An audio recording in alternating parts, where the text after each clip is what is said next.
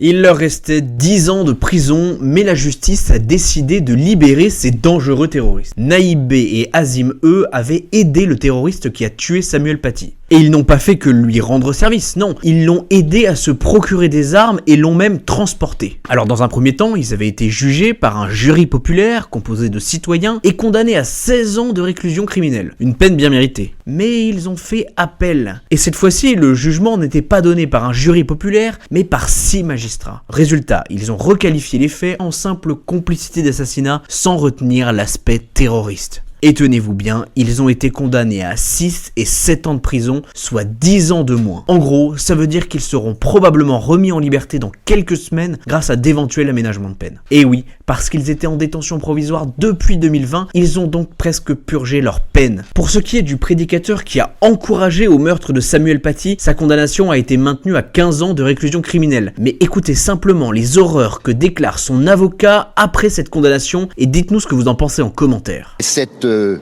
condamnation de M. Sefrioui, c'est en réalité la condamnation de toute la communauté musulmane française par une justice discriminatoire qui cible cette population, en particulier, je parle de la justice antiterroriste, pour la faire taire.